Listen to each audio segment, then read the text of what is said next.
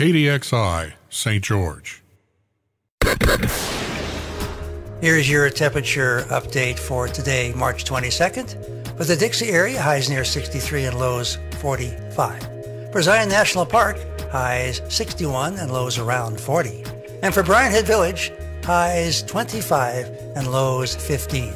For Radio Dixie and Radio St. George, this is Dennis Mattinson, your weather and atmospheric forecaster. Philippe Entremont is the soloist in Bartók's third piano concerto on our next Philharmonic broadcast. This is Alec Baldwin. Please join me for a program that will also feature Tchaikovsky's Pathétique Symphony, and Leonard Bernstein and Alan Gilbert will conduct the New York Philharmonic this week. The New York Philharmonic, Wednesdays from 11 till 1 on Radio St. George 100.3.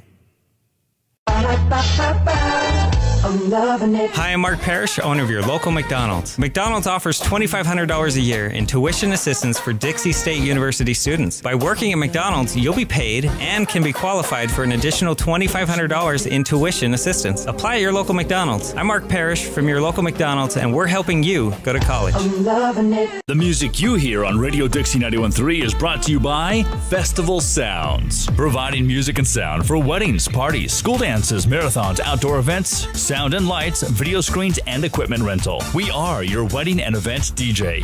FestivalSounds.com. On March 26th, workshops will be held at Dixie State University. Go to the Go React workshop being held from 12 to 1 p.m. or 2 to 3 p.m. Also on that day is Canvas Help Session being held from 2 to 3 p.m. and Retention, Promotion, and Tenure RPT Preparation Workshop being held from 4 to 5:30 p.m. On March 23rd, the DSU Theater will be performing The Wake of Jamie Foster, a sad story that will explore who Jamie Foster was and who he met through his life. The performance will start at 7:30 in the Echoes Black Box Theater. General admission is $10 and $1 for DSU students. Classical music the way it should be on Radio St. George at 100.3 FM.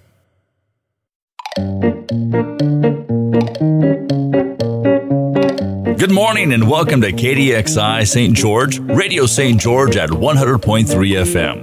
It's our pleasure to present to you The Garden Show with Artie and Woody. It's time to find out, how does your garden grow? Here are your hosts for The Garden Show, Artie and Woody. Wow, that's a fancy intro. Yeah. Hello. I think it's time to do our show then. I guess it is. Wow, it's Saturday. Ladies and gentlemen, welcome to the Home and Garden Show. It's the award-winning Home and Garden Show, brought to you by... Us. Because we don't have any sponsors. I was going to say something fancy like, brought to you by... our beverages. Yes. Our beverages that we drink every morning to our keep us awake. prescription medicine. Mine is Diet Dew and yours is Diet Coke. Diet Coke. Awesome. Coke is it, you know.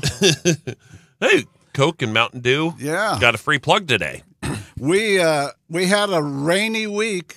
Oh. I hope everybody turned off their sprinklers. I just hate it when it's pouring rain and I drive by and somebody has their sprinklers going. Yeah, pretty much a waste of water and money. That's not good, huh? Yeah, not good at all. Yep.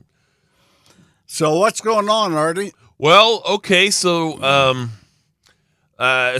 before we dive right into the show, you gave me a little planter thing with those little pods. Oh yeah. Seed starting. A seed starter. So I have some blue bonnets that I'm Texas blue bonnets, a packet of seeds for Burpee that you gave me, and so I'm starting to see them germinate or right. to bud up a little bit.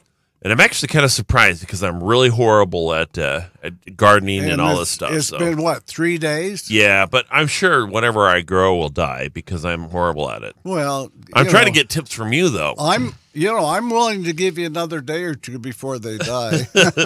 And then we have a little project going on in my front yard. There's this little patch of lawn that dies for whatever reason.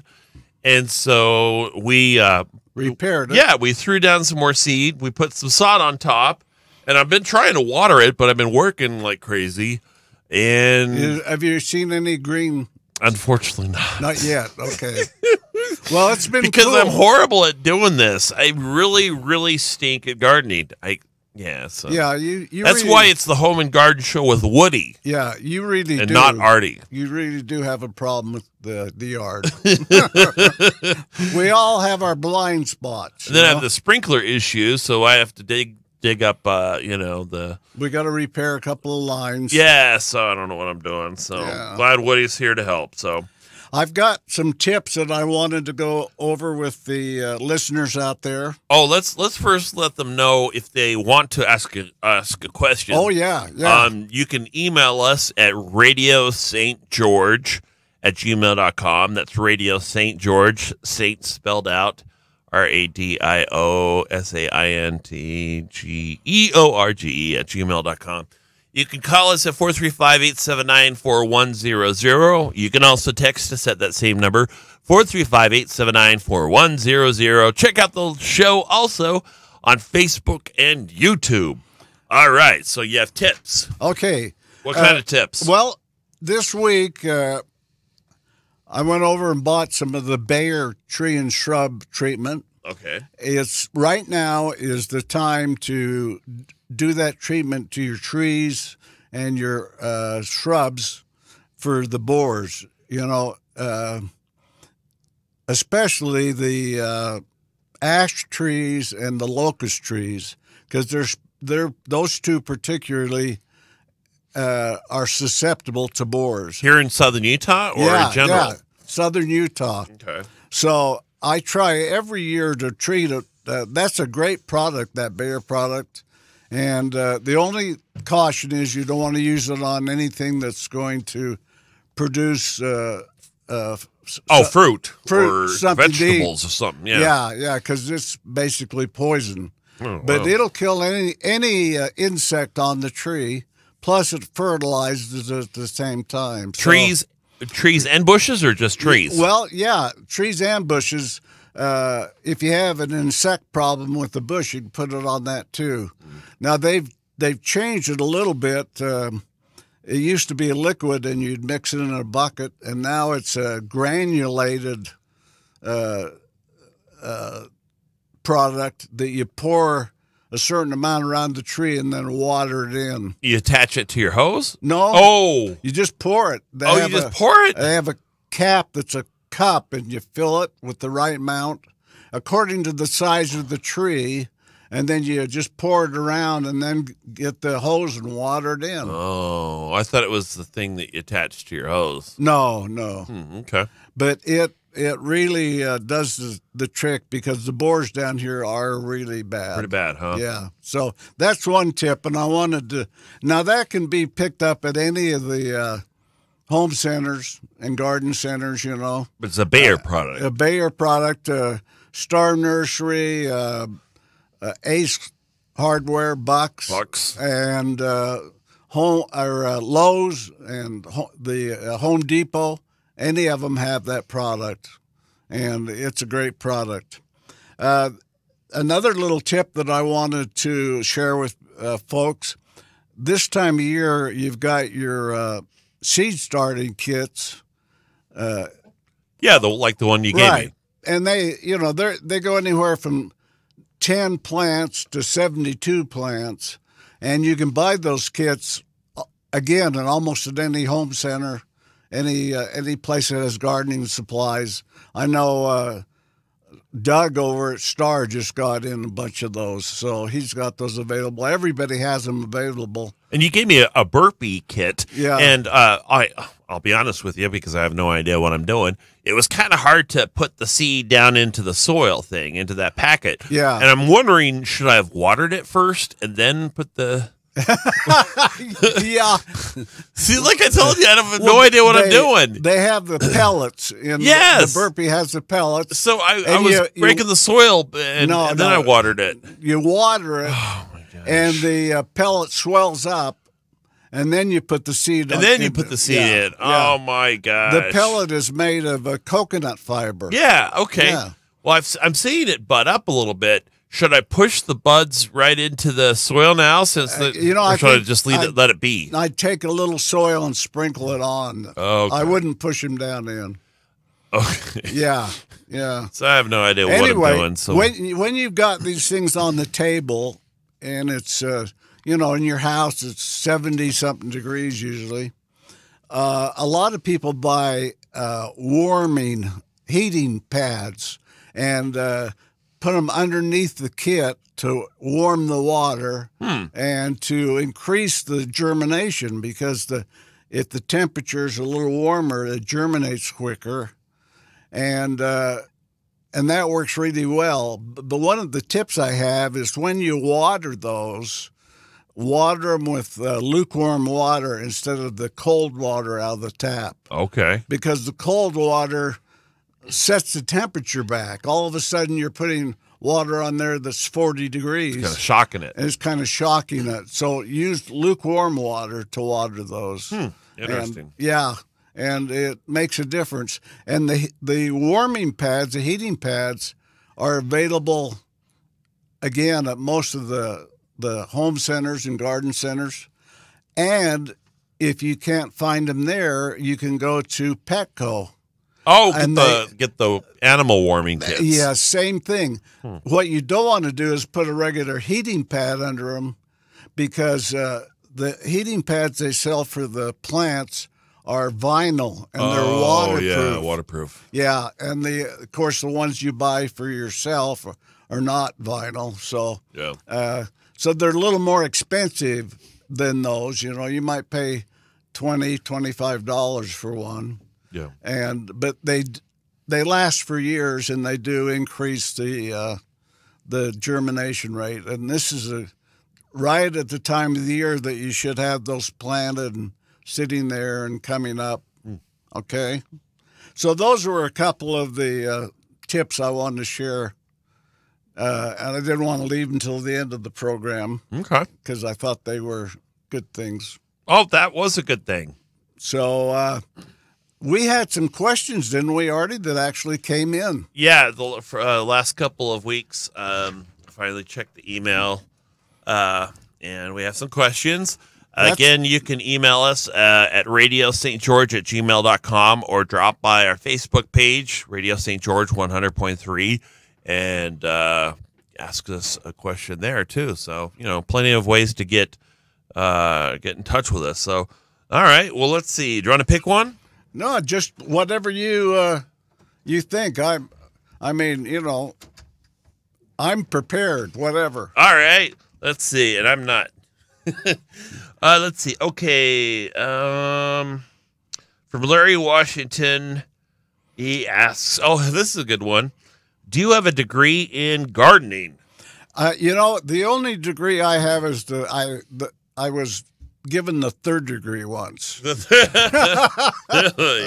I don't have a degree in gardening. I've gardened for about 50 years. Oh, cool. But okay. So my degree is one of the from the experiences, and I'm just a halfway educated amateur. So, but I don't have a degree. Lots of on the job training. Yeah. And you can go and get a degree, and that's great. There's it's wonderful. But then when you get in the real world, and then you have different environments, different climates, different soils, what have you, the real world experience counts for a lot, I think. Absolutely, and there's lots of resources out there too. Yeah, the books that you brought in, and also YouTube. I probably should have looked on YouTube before I started that little kit or asked you. That YouTube is really a good thing. I use it sometimes when I have to repair a vehicle and I'm not sure how to take something apart or to get to whatever I have to repair. Yeah, and I had to and they work really well. I had to remove that satellite dish on top of the house because there was a leak, and and YouTube walked me through how to seal the roof. But so gardening tips could be found at YouTube as well. Speaking of that, I noticed this last week. I was over to Star, and they have a rack of tips, and they're a blue printed on blue paper, and they have everything from what plants you should put in a shady location to how to do seed starting to how to amend your soil to how to plant your lawn, and they're all free. Oh, wow. You can just go to the rack and pick the subject and pick one up, but they're usually just 1 or 2 sheets, but they're free, and they're very good. And the folks... and they're tailored to southern Utah. Absolutely. And if you don't want to look at the sheets, you can always ask the fine folks there at Star or your other places. Yeah. Okay, let's see. So you can email us at radiostgeorge@gmail.com. Bob in Washington... do you know where I can buy seeds for pink banana squash? You know what? What's pink? Oh, pink banana squash. You know what pink banana squash is? It's a big, huge, long squash. They used to, yeah. When they have them in the store, in the produce section, they're so big they have to cut them in pieces. But they're a huge squash. They can be 2 and 3 feet long. Okay. And 6 or 8 inches round. And personally, they're my favorite squash. Now, why is that? But just a taste. They're just a really, I would say, a buttery, nutty taste. And they're golden flesh inside the squash. But the only place you can find those seeds, everybody used to have them. And they've got all these zucchinis and butternut and... Italian ribbed squash. The only place that has those pink banana squash seeds is Ballard's over in Hurricane. Oh, okay. And that's a great place. They've got some really good tomato plants over there, and they have those. Go in and ask them for the pink banana squash, and they have them in their own little envelopes that they staple them, and it's like $1 or $2 for 20 or 30 of those seeds, and they're really easy to grow. They do really well down here, and I had one a couple of years ago that I didn't notice, but it sent a runner over to my fence. Oh, really? And went up the fence and went up the tree. And I went out there one day, and there was a banana squash hanging out of my tree. Wow, really? Yeah. Oh, my goodness. It was like 10 feet off the ground, just hanging there. Huh. So Ballard's in Hurricane. Yeah, right where you leave Hurricane and go into Lavercan, right where the bridge is. Now, why is it called Hurricane? Because, then instead of Hurricane, my sister is from Texas, and she's visiting, and she insists on calling it Hurricane. Yeah, and it's like Tokerville. Or Thule. Yeah. Tooele. Yeah. Anyway. Yeah, it's one of those local, All right, I got us off subject here. Yeah, you did. Okay. Oh, again. Go ahead. Uh-oh, something went wrong. No. We're fine. Oh, we're all right? Yeah. Oh, there we are. We want to give a shout out to Veronica, who said hi to us on Facebook. So, oh, good. Yeah, lots of people are interacting with us. Oh, here's another email from Gloria in Bloomington.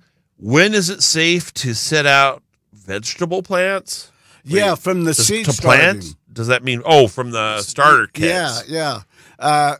When you're doing those seed starting kits, when the plant starts to germinate, when it gets 2 sets of leaves on the start. Okay, that's when you should do it. No. You have to listen, Artie. Oh, okay. When it gets 2 sets of leaves, then it's time to take it out of the seed starting and put it in a little pot, a little teeny pot. You still want it in the house, okay? But that's time to take it out of there and put it in a little peat pot. You know, the little pots that are made of peat that dissolve in the dirt.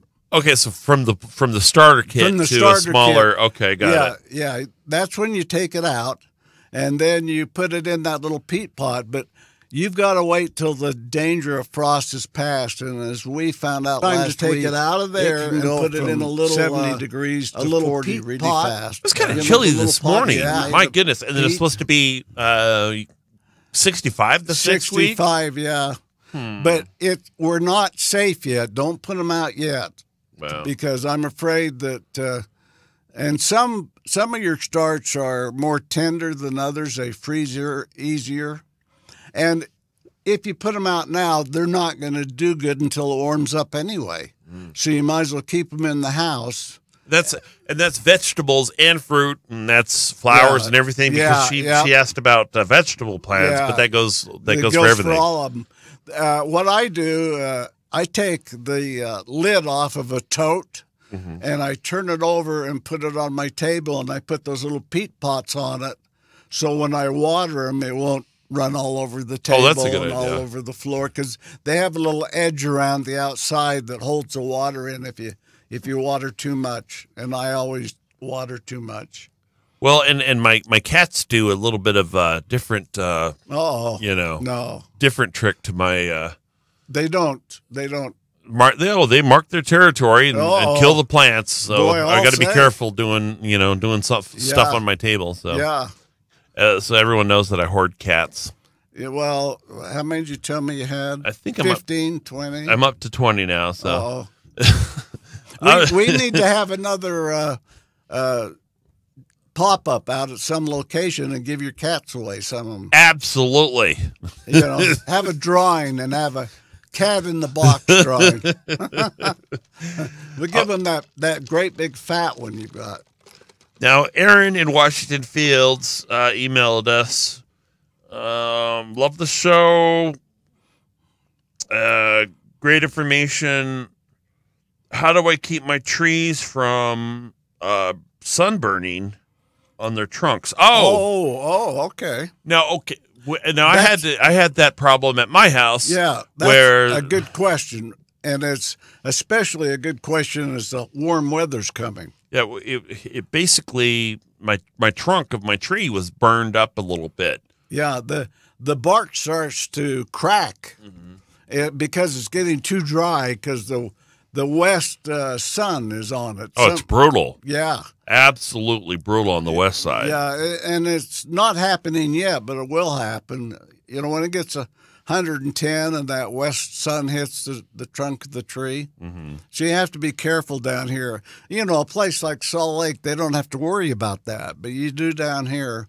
And you can use a tree wrap on it that I know Star sells a tree wrap. It's a white, almost like a crepe paper wrap that you put around the tree. And that's what you recommended for my tree at my place. And my neighbor asked me, well, looks like you got toilet papered. Yeah. Someone, the kids around the neighborhood, they decided to toilet paper your house. It's like, no, it's not toilet paper. It's a tree wrap thing because my trees are burning. The other thing you can do is if you take white or light colored latex paint, you can paint the part that's in the sun, and the white paint will reflect the sunshine and it'll keep the trunk cool. But it's got to be a light colored paint. You can use an old can of paint you have in the garage as long as it's latex and it's light colored. Must be latex. Okay. Must be latex because the oil base will, damage the tree. It's the bark has to be able to absorb and breathe through the paint. And if you use oil base, it can't. Okay, that's why you use latex. I'll be honest with you. I've received some feedback, with the taping is concerned. Some people, they don't like it. Really? My lawn chair lady like it. Neighbor that sits in her lawn chair with her binoculars and watches me from her yard. She mentioned, I don't know what you're doing over there, and so I think we ought to look and see if we can find some latex paint and put that on instead of the wrap. Yeah. Okay. Because your trees were difficult because the trunk splits. So you have a really nice wrap on the first couple of feet, but then when it splits into 3 trunks, then it's harder to do. Okay. So what I'd like to be able to find, and if anybody out there knows where I can find it, but I'd like to find some white spray paint that's latex-based. That's interesting. And it can't be oil-based, so we've got to find some that's latex. Okay. Let's see. Or you can stand out there on the west side of your tree and shade the tree with your body. That's the other thing you can do. Yeah. Maybe you could get the lawn chair lady to come over to your place and sit and shade your trees. That'd be a good idea. Yeah. Okay, let's see. And a question about lawns. You said lawns should be mowed at 2.5 inches and watered every other day. Is that correct? And that's Ben. Yeah, that Ben is. who emailed us that question. So I think that's 2.5 inches when the hot weather gets here, 2 inches now, and it's really important the schedule you use for watering. I'm watering each of one of my zones for 5 minutes, and I'm doing it only twice a week right now. Oh, during the springtime. Okay. Yeah, because there's, you want to train the roots of the lawn to go down to look for water.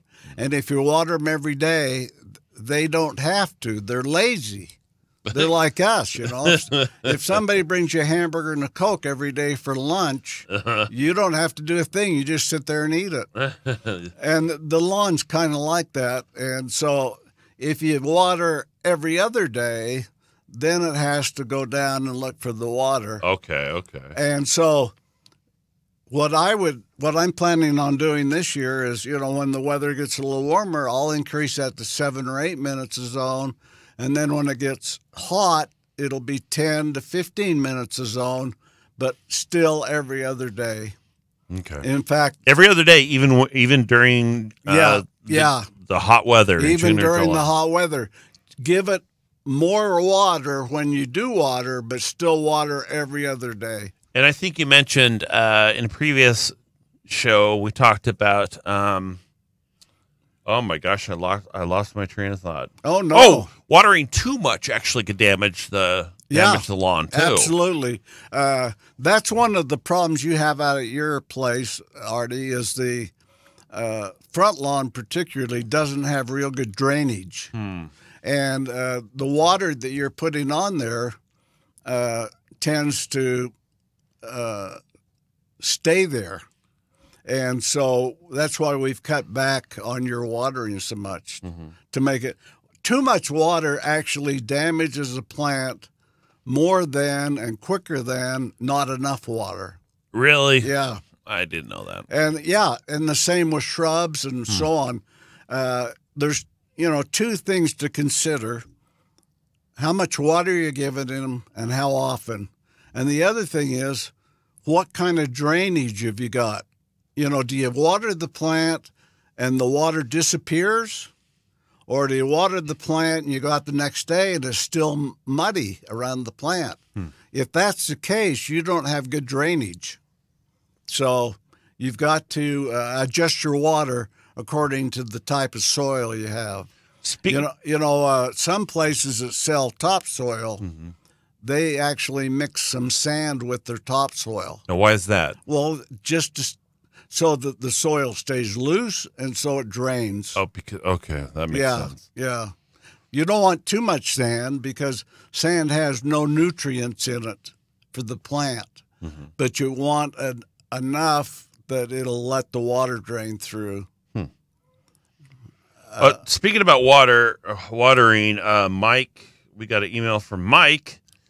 How often should a vegetable garden be watered? I think that's what he wanted to know. Well,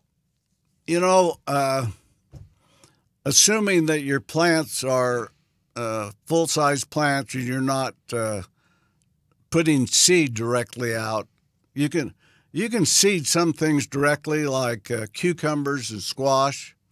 And anytime you put a seed in soil, You have to keep it moist until it germinates.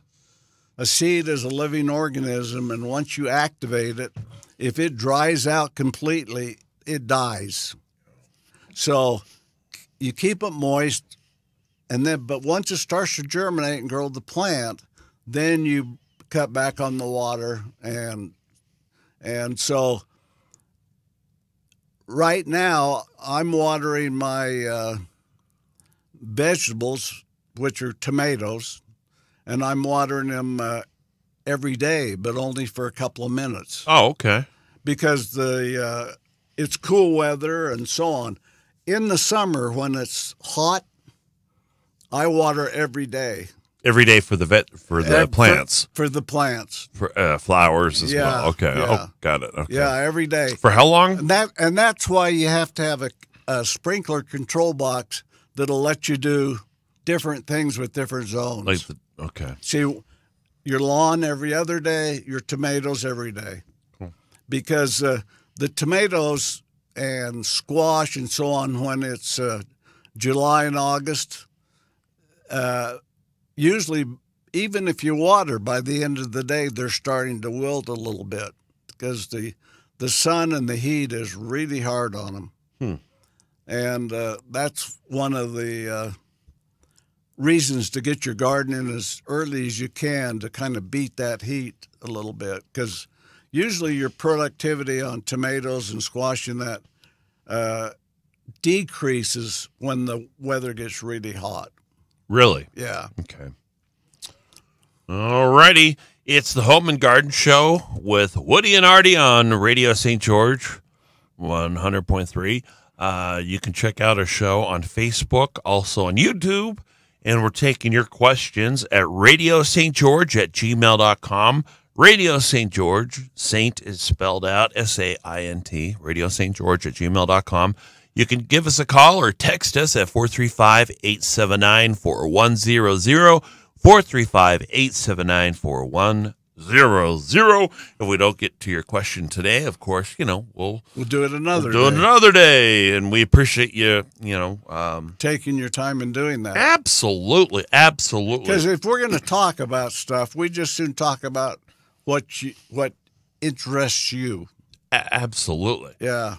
Okay. So we talk about girls after we get through with the plants. And politics. Oh, no. Stay away from politics. No politics.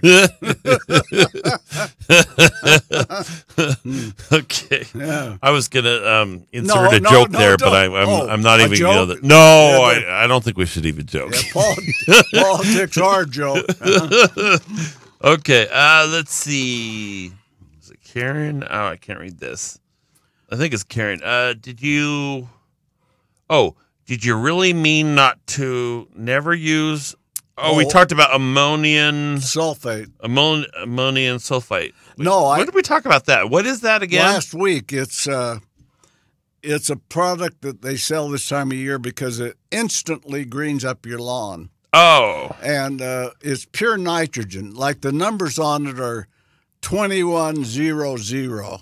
Okay. So it's all nitrogen. And no, I didn't mean never to use it. I meant to be careful when you use it.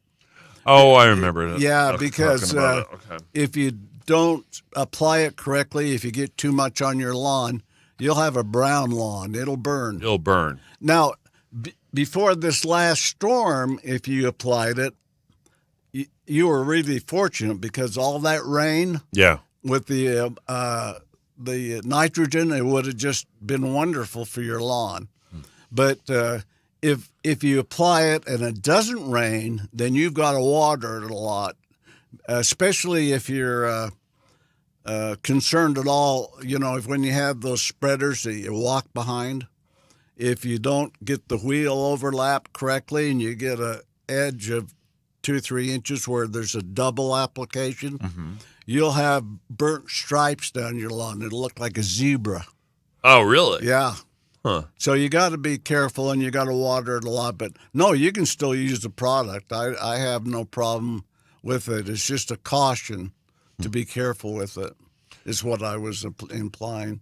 I was driving past some houses in what's that called? Oh, Little Valley area where they're putting in brand new houses, and I noticed some lawns that were just barely put in. They look like it almost looks like fake grass. I mean, it looks really perfect. I mean, it's absolutely amazing.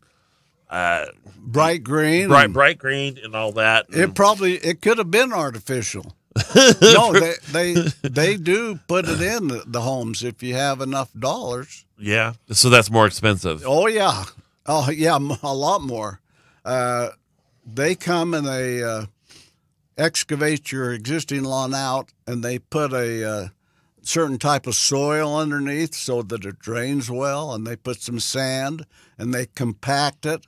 And then they roll out this carpet that is artificial turf, just like the football stadiums. And like the Brady's. Yeah. The Brady Bunch. Yeah. Their house.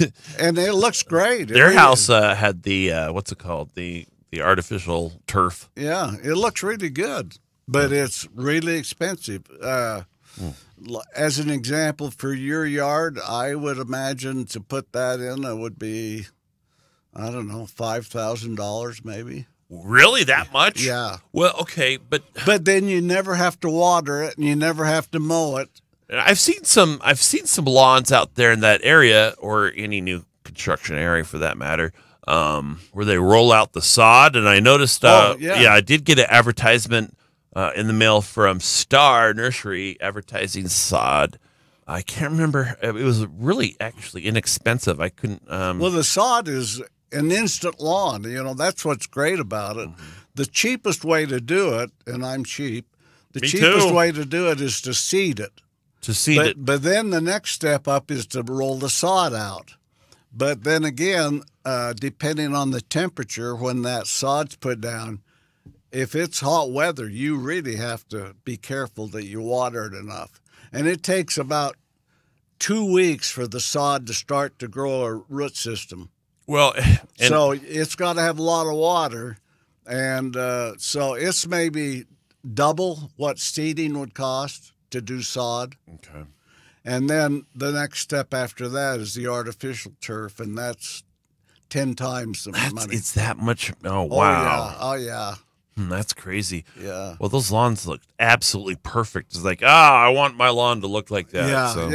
They're probably the artificial. But that little problem area that I have on my front lawn, I got some sod from one of the big box retailers and last fall, and I put it in pretty much at the wrong time. So yeah, it was like rolling out a roll of weeds, dead weeds on my. Oh my gosh, Woody, I have no idea what I'm doing. Yeah. That's why the show should be called the Home and Garden Show with Woody. No, Woody instead of Woody and Artie, because I'm just here not knowing what I'm doing. Yeah, well, after 8 or 10 years of the show, we'll have you educated. You can get your doctorate degree from the university in 10 years, Artie. Yeah. Let's see. Let's look and see if we have any more questions. You can email us. It's radiostgeorge@gmail.com. Call or text us. It's 435-879-4100. Or ask us a question on our Facebook page. Okay, let's see. Well, I was going to mention I was out to Kanab this last week and talking to some of the folks out there in the garden shop. And Kanab is behind St. George about a month in the weather. And Cedar City is behind us in the weather because of the altitude of their towns are, 5,000 feet where we're 2,500. Sure. And we're a lot warmer. So those folks out in Kanab and Cedar City have to wait a couple more months before they can do anything. They have to wait almost till May. Huh. End of April, 1st of May to put stuff out. Wow. So it makes a lot of difference. And then again, on the other end, they have cold weather first also.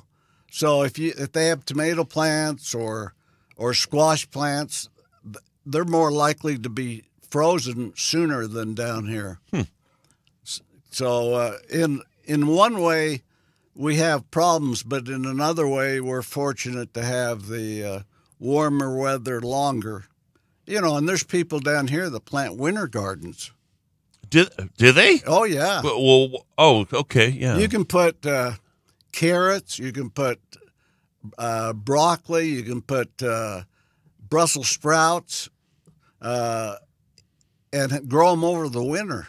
And if the weather cooperates, you can have, I had some carrots that I didn't harvest one year that they were in the ground all winter. They were. And then when it got warm, I pulled them up and they were wonderful. In fact, I think they were sweeter because the cold weather caused the sugar to come into them. Oh, interesting. And it was, but they just sit there all winter, and then in the spring they start to grow again. And there's some of the leafy vegetables and stuff that will do that too. So, but a lot of people till up their gardens, and the 1st of October down here, they replant them for the winter and grow a winter garden. Interesting. Yeah. Well, I saw your garden this last week when I dropped by your house, and we talked about the walls of water in the past at your place around the tomato plants, and you were done with the walls of water. Yeah, you took them off. Yeah. I took them off, and now I'm wondering if I took them off too soon because the weather turned cool. But my tomato plants are still fine. So now tell us what the walls of water are again, and when you should have them on, and what do they do? And they're a great product. You'll pay about $15. They're about $5 a piece, but they'll last you for. I think I've had some of mine for almost 10 years now. So you can reuse them. Then. Reuse them, and what you do is you put these buckets that Home Depot sells. Mm-hmm. You turn the bucket over, and you put it face down over your tomato plant. Then you put the walls of water, which are basically plastic tube things. Well, they're plastic tube cells, but they're formed in a circle, and you put that over the bucket. And you take your hose and you fill the tubes so that they expand and they become it's like the old tuck and roll upholstery in a car, where it's, in rows. Oh, okay. And then when you get them all filled, you pull the bucket out and the top collapses a little bit into a teepee shape. Kind of a teepee, yeah. Yeah. And then the sun warms the water. And then at night, the water warms the plant. They're supposed to protect a tomato plant down to 15 degrees. Really? Which is really good. And they also create a mini greenhouse effect around the tomato plants. My plants, the only problem I've ever had with walls of water is they do so well that they grow out the top. They get too tall for the walls of water. The walls of water are 18 inches high. Really? Yeah, and they'll grow out the top. And by the time I take them off, I've got almost a foot of plant sticking out the top. So, but they are a good product for down here especially. Wow. Huh. Well, that's interesting. Oh, speaking about tomato plants, we have an email. You can email us at any time. It's radiostgeorge@gmail.com. Ask us a question there. Text us or call us at 435-879-4100, or drop by our Facebook page and ask us a question there. How far apart should tomatoes be planted? I think it was Sue that's a wanted good to know question. about that. A lot of people, and me particularly, I tend to want to crowd the plants together because I want to have more tomato plants and thus have more tomatoes. And that's the wrong approach. They really need to have 18 inches to 2 feet between the plants. Some people put them 12 inches apart. I think that's a little close. tomato plants, and well, for that matter, almost any plant needs space because it's got to get a certain amount of sunshine, and it's got to get a certain amount of air circulation around the leaves. Mm-hmm. And if they're too close together, when the plant gets bigger, they tend to lay together and create a hedge kind of situation, and it really cuts down on your productivity. Plus, it invites some of the diseases like mildew to come in and get on the plant, and it'll kill your plant. And, you don't want to get to the end of June when you should be getting tomatoes and have your plants die, because it's really hard to catch up if that happens. You have to go to one of the home centers and pay $10 or $12 for a big tomato plant if that happens, which gets expensive. I usually pay $1.50 for a tomato plant. Yeah. And they'll be 8-10 inches high. And the varieties I planted this year are, I like the Goliath and the early Goliath, and they're out at Ballard's. And I bought some 4th of July out of Scandia. Now, what are the difference between those two? Well, the 4th of July and the early Goliath, they're about the same kind of deal. They're early tomatoes. They're a 55-day tomato, 55 day from the time you plant them to the harvest. And the regular Goliath are more like a 75-day tomato. But Goliath is a description of the fact that they get large tomatoes on them. And I like large tomatoes, and they taste good. I like tasty tomatoes. And now, what are beefsteak potatoes? Or am I saying that right? Beefsteak tomatoes, and they're heirloom tomatoes. Now, there's heirloom that are your old varieties. Most of them come from around 1900 to 1930 in that area. And they're tomatoes that reproduce. You can take the seeds out of one this year and save them and plant them and get a plant next year. Okay? And they're usually large tomatoes. They're pretty good tasting. They are susceptible to diseases. Are they? Yeah. I like them because the taste is really, really good. Now they have hybrid tomatoes, and they're the tomatoes that are, engineered, and they've taken years to pollinate and to change, and they're large tomatoes, and they're pretty tomatoes. They're not susceptible to diseases, but they tend to not taste quite as good as the heirlooms. Now, how about cherry tomatoes? Are they easier to grow and plant and everything? Because it sounds like I've never planted a cherry tomato that I didn't get a lot of tomatoes out of it. They're just really good tomatoes that way. Yeah, and I take them and put them in a salad. Absolutely. I grow the cherries. I grow the yellow pear tomatoes that you can slice and put in a salad. Okay. And, it's a little hard to put them on a hamburger per se, but for salads are wonderful. Oh, absolutely. And so easier to grow. There's one called the Super 100 that's a cherry tomato, and it actually grows large groups of tomatoes that look like red grapes hanging. There's so many of them on the plant. And so that's a really good one. But, yeah, cherry tomatoes and small tomatoes, they taste really good. They're just not as big as a tomato. I like a tomato that you can slice and cover a bacon sandwich with one slice, Really? That's what I'm looking for. Oh, we got a call. Oh, do we? We did. Okay. Oh, there it is. There it is. Okay, hurry, catch it. Okay. By the way, you can call us at any time. It's 435-879-4100. Let me see if I can work this.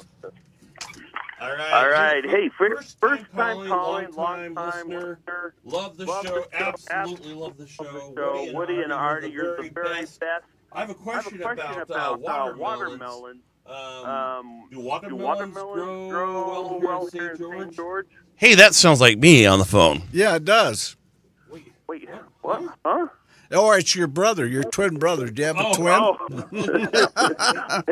love the show. You guys are the greatest ever. I think Artie's lost it here, folks. That was me calling up on the big show. What is it? 435-879-4100. Nice work, Artie from St. George wants to know about watermelons. Watermelons do really well down here. They're watermelons, cantaloupes, Crenshaws. Now, how do you get them started, though? Well, those plants are like squash. You can directly put the seeds in the ground when the time comes. Watermelons, you want to put a little sand in with your soil. It's got to be good drainage, and you gather your soil into a mound. Mm-hmm. And you want about 4 or 5 feet between the mounds. Mm-hmm. And then you put 2 or 3 seeds in the top of the mound and start watering it, sprinkling it. And when the plants come up, you want to keep the strongest plant and cut the others off with a pair of scissors. Now, why is that? Well, why do you do that? You have to. It stimulates growth, I guess? Well, no. You want to, just like your seed starting, mm-hmm. you put 2 or 3 seeds in because you want to make sure you get at least one plant. Okay. And then when they start to sprout, if all 3 of them sprout, you take a pair of small scissors and you clip 2 of them off, the weaker ones. Okay. You have to sacrifice those for the better ones. The better ones. Yeah. Okay. So that's what you do with your watermelons and squash, too. Because if you get 3 plants out of every mound, you'll have a jungle by the end of the year. and you'll lose some of your cats in there. Really? Yeah. Now let me ask you this: when do you know when the fruit is ripe? The watermelon is ripe to pick, or melons for that matter. You ask my wife. She knows. She goes out there with a special watermelon thumper. Yeah, she can tell on watermelon and cantaloupe, and she does a better job than I do. Huh. I have a hard time figuring that out. Is there a watermelon thumper special tool that you use? Yeah, it's a knife. You cut it open. Awesome. Yeah, but I love melons. A good watermelon, if you can get. One of the things that's happened to melons is the last 8 or 10 years is they've gone to seedless melons. You know, they used to have the seeds all over in them, and you had to spit them out and remove them as you ate the melon. And now the melons are seedless inside. Huh. But they're a smaller melon. You don't see the great big huge melons you used to see. They grow larger. But the seedless are all smaller varieties. And it's you pay more for melons than you used to. You used to be able to buy a really big, nice watermelon for $2, $3, $4, and now you buy a small melon and it's $5 or $6. Yeah. So, and I like cantaloupe. Cantaloupe's a great melon, and Crenshaw is a good Now, melon. what's Crenshaw again? It's kind of like a cantaloupe in size, but it's white on the outside or cream colored, and then the flesh inside is green, light green. And it's very similar to cantaloupe. So, one of the treats of summer is to take strawberries, cherries, peaches. They have a little special scooper that you can scoop melon out of the rind, and it makes little balls. Yeah. And you make a fruit salad. Oh, it's awesome. Yeah, it's really good. Put a little sugar in there, or you can put a little Cool Whip in there. And yeah, really, it's great. I love Cool Whip fruit and- salad. Love Cool Whip on anything. Yeah, you take half a cup of fruit and 2 gallons of Cool Whip, and it makes a really good salad. Well, let's see. We had a lot of questions this last week. It was great. Yeah, if you want to email us at any time, we'd love to hear from you. If you're hearing the show live at 8 a.m. Saturday mornings, that's great. We'd love to hear from you. You can call us at 435-879-4100. Or if you are watching the show later on Facebook or on YouTube, and if you have a question, please email us. We'd love to hear from you. One of the things that we're going to try to do this next week is line up a little remote broadcast thing. A little pop-up or remote a little broadcast pop-up at the where we can meet our fans. Yeah. Where the lawn chair lady can drop by and say hi. At one of the garden centers, at Bucks or at one of them somewhere. We're going to line one up, and then you can sell your autographs again. Absolutely, and give away cats. My autographs are 50 cents, and Artie's is $50. Absolutely. Yeah, because he's famous. Or is it infamous? I don't know which it is. So, so what are we going to chat about next week? What's on your mind? What do you think we should talk about? It's springtime. It's a little bit cool. We're gonna see some hot weather. I think soon. I think maybe we'll talk about. I always relate back to kind of what I'm doing in my yard, and next week I need to go through all my front gardens in the front yard where the bedding plants are, and dig some of them up and split them. Okay. The daisies and the flags, the irises. And you gave me last week some of your splits. Yeah, some irises. Yeah. And of course, when I plant them, the next couple of days they'll grow. Yeah. No, they'll die. Yeah, and what we did was horrible. We dug them up and split them, and then we put them in a bucket, and we put some water in there to keep them alive until you get them planted. And of course, and we did some lilies, some tiger lilies, and some daisies. And so I've got to do that to my whole garden because as time goes by, you plant something over here and then something over there, and they're 2 or 3 feet apart. But then as they grow, they increase in diameter, and pretty soon they're crowding each other out. So you have to kind of dig them up and split them off, and give some to your neighbor. Take them to church with you, give them away, give them to Artie. Or if you have to, you can, put them in the garbage. But it's good for the plant, those type of plants, the lilies, the irises, the daisies, and that. It's good for them to be dug up and split and then put back in the ground. It actually is stimulating. Okay. Yeah. So, and then the other thing that you do when you get all that garden cleaned out, you get the leaves out and all that kind of stuff, and then you put some Miracle-Gro on it, some of the liquid Miracle-Gro, and away it goes. Awesome. I've got 6 or 8 clumps of daffodils blooming in my front yard right now. Really? And they're beautiful this year. When you plant bulbs that you buy, for the first 2 or 3 years, they're kind of growing a root system and so on.